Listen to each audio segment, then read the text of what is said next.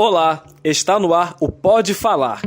Este é um projeto experimental da Universidade Federal do Amapá, Unifap. Olá, eu sou Mônica Costa. E eu sou Angley Pantoja. Neste podcast, vamos acompanhar a trajetória de moradores do município de Macapá, capital do Amapá. O município está entre as 20 piores cidades do país quando falamos em saneamento básico.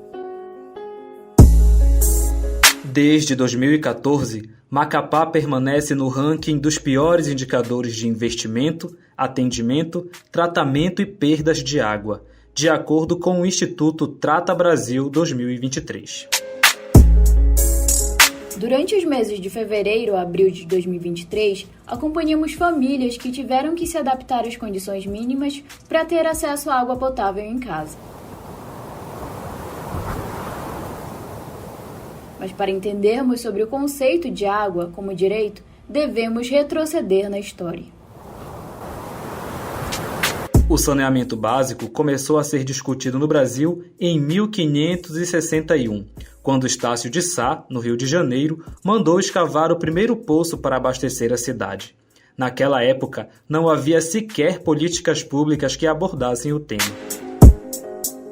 Em 22 de março de 1992, a Organização das Nações Unidas, ONU, instituiu o Dia Mundial da Água. Essa data é lembrada como forma de luta e defesa da preservação desse bem tão precioso. A ONU, com o objetivo de fomentar políticas que debatessem o tema, consolidou a Declaração Universal do Direito da Água.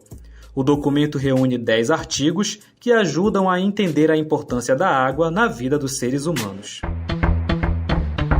De acordo com dados do Instituto Brasileiro de Geografia e Estatística, o IBGE, em 1991, 45,3% dos domicílios possuíam saneamento adequado. Em 2000, esse número subiu para 56,5% e em 2010 chegou a 61,8%.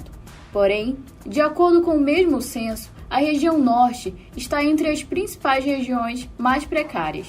Às vezes não tem aqui, como lá é mais baixo, tem lá na ponte, né? Na área de ressaca às vezes tem. Mas só que a água é muito... Tem dias que não dá nem pra gente lavar uma roupa. Aí a gente tem que deixar, hoje não vou lavar roupa porque a água não dá. Aí você tem que deixar passar uns 2 dias, aí até que a água vai clareando, que você vai poder lavar uma roupa. Porque não tem condições. Nós estamos na questão da precisão. Nós precisamos de água para lavar louça, para lavar roupa, para limpeza da casa, para fazer comida. E isso não está tendo, não está sendo disposto a nós.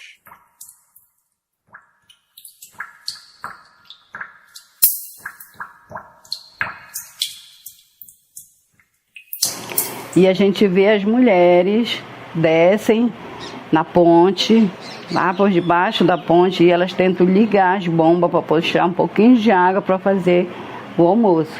Você pode ir ali na 16ª, na 21ª, em todas as ruas. Tá o problema sério. Tem local que está 3 meses que as pessoas não têm água, não cai um pingo de água na torneira. Eu já acordei 3 horas da manhã, ver se a água está caindo, 4 horas da manhã, 5 horas da manhã e nada. Em Macapá, capital amapaense, a problemática de escassez de água se estende há anos.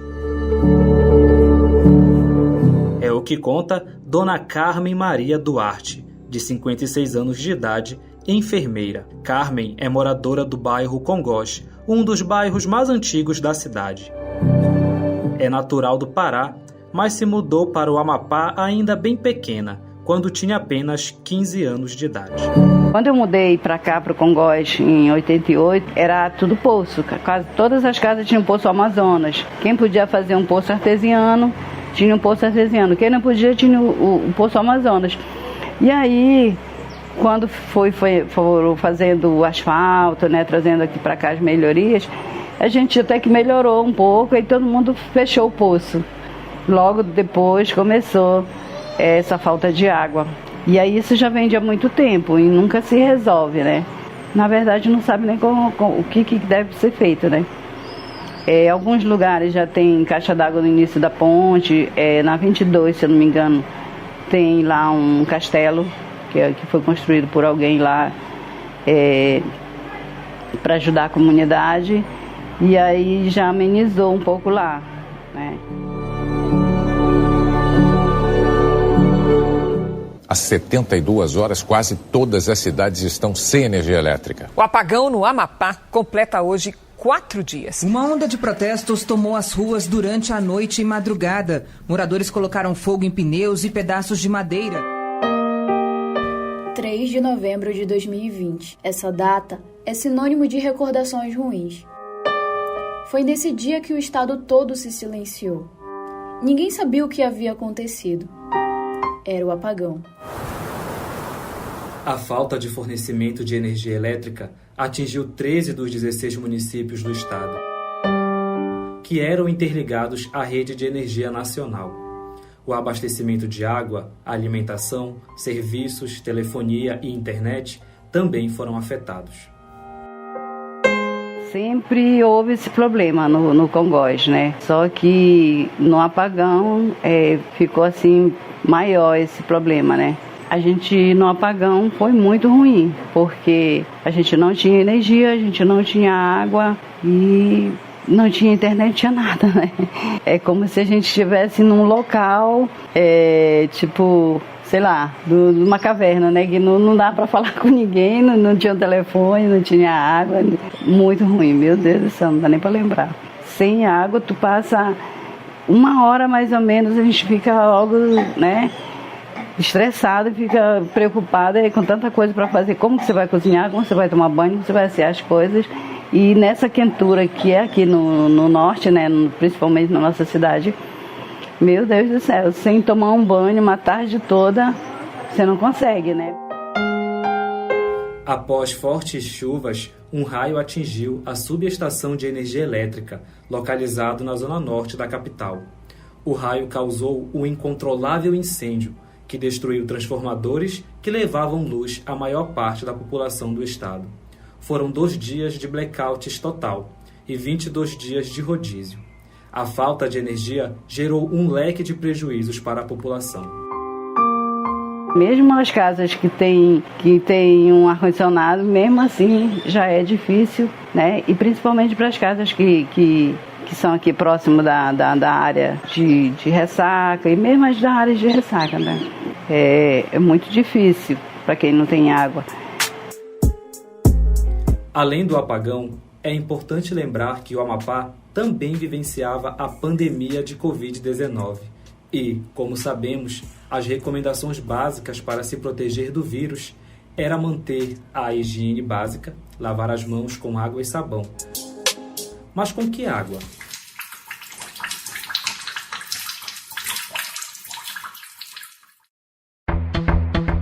Mas a problemática não parou por aí. Dados do Instituto Trata Brasil apontam que o estado tem 559 mil pessoas sem acesso à água tratada e 770 mil sem coleta de esgoto. Ainda de acordo com o Instituto, em 2021, Macapá lidera o ranking de pior capital em saneamento básico do país. Essa também é a realidade do seu Leonil Freitas, seu Léo. Ele mora na Zona Sul e precisa madrugar para ter água em casa. Ele conta que inúmeras vezes já teve que deixar de dormir para fazer necessidades básicas, como tomar banho para ir trabalhar. Porque eu trabalho com pessoas e eu não posso, no caso assim, não posso ir vencido, né? De um dia para o outro. Eu tenho que tomar um banho, eu tenho que me assear, tenho que escovar os dentes, tenho que fazer meu café da manhã. Mas só que aí tá complicado, porque sem o devido produto eu não posso fazer nada. Porque é água que eu preciso para me tomar um banho, para me fazer a minha higiene pessoal. Mas e aí? Sem a falta disso, com quem vive? O cenário também não é um dos melhores quando falamos em perdas de água. A região norte registra o maior indicador de perdas no sistema de distribuição, com 51,2%. Isto é, a região perde mais da metade da água potável produzida. Mas para quem pensa que só a Dona Carmen e o seu Léo passam por essa situação, estão enganados. Lúcia Neri, de 55 anos, também passa por isso. Lúcia é uma senhora de idade e tem deficiência física. Segundo ela, todos os seus talões estão em dia, mas apesar disso, a água não chega em sua residência. Há mais de 20 anos, ela sente diariamente os impactos da carência de água, principalmente porque ela mora sozinha e não tem ninguém para buscar um balde de água. E isso 10, 11 horas da noite que a gente vai encher uma caixa d'água. Então, a dificuldade é grande. Várias vezes nós fizemos pedido para a CAESA, na época, para trocar a tubulação da rede geral para uma nova. Porque essa tubulação geral, ela já é uma tubulação de ferro. Quando eles fizeram uma reforma na subestação lá do trem, e a gente foi lá pedir. A água citada por ela é fornecida pelo vizinho, e quando não tem, ela tem que tirar dinheiro do próprio bolso para comprar garrafões de água mineral, que variam em média de 7 a 10 reais. A situação nossa é muito precária, não é de hoje. É há mais de 20 anos que a gente tem esse problema de água aqui, né? Então a gente já está cansado. Aí chega essa outra empresa, quer colocar logo medidor, sem a gente ter água. De acordo com o estudo mais recente sobre saneamento básico, medido pelo Instituto Trata Brasil em 2023, foi constatado o panorama dos 20 piores municípios da última década. Desses, 12 municípios se mantiveram desde 2014 dentre os últimos colocados, sendo 3 localizados no Pará e 3 no estado do Rio de Janeiro. Além disso, Porto Velho, que fica em Roraima, Ananindeua, no Pará, Santarém, no Pará também, e Macapá, no Amapá, estiveram sempre nas 10 últimas colocações dentre as 100 maiores cidades do país em todos esses 10 anos. Uma questão de saúde pública. 7 a cada 10 brasileiros morrem por dia devido à precarização desse sistema. A região norte recebe mais de 42 mil internações por doenças relacionadas à falta de saneamento básico, como, por exemplo, diarreia, cólera, hepatite A e verminoses.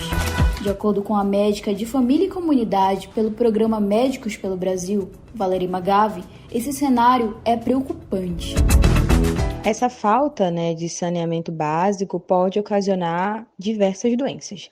Agora, em específico, em relação a essa questão da água contaminada, nós temos principalmente doenças mais específicas, como, por exemplo, a hepatite A, que ela está muito relacionada à água contaminada por esgoto, ou seja, devido a essa falta de saneamento.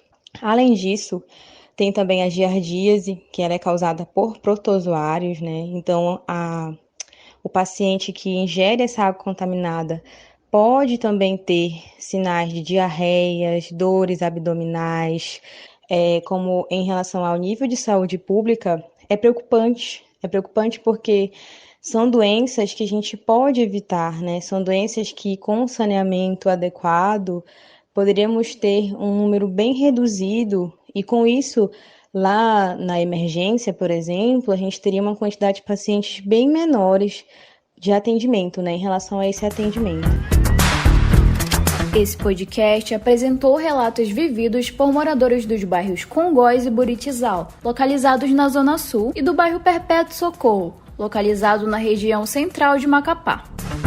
Os dados citados nas pesquisas são referentes à administração da Companhia de Água e Esgoto do Amapá, a CAESA. Em 2021, o governo do Amapá passou a responsabilidade do serviço para o consórcio Marco Zero, empresa privada liderada pelo Grupo Equatorial. O serviço foi arrematado após leilão e ficará vigente pelos próximos 35 anos nos 16 municípios do estado. Até a publicação desse trabalho, a CAESA ainda presta serviço nas demais regiões, exceto em Macapá. De acordo com a publicação oficial do governo federal em 2021, o Grupo Equatorial deverá investir cerca de 3 bilhões, sendo 70% destinados à melhora do esgotamento e 30% à melhora do fornecimento de água. Uma das metas é a redução dos índices de perda de água, que naquela época superava 70%. Este foi o Pode Falar, projeto experimental da Universidade Federal do Amapá, Unifap, orientado pela mestre Lilian do Rosário. Produção, Mônica Costa. Edição, Anglém Pantoja. Obrigado pela sua companhia.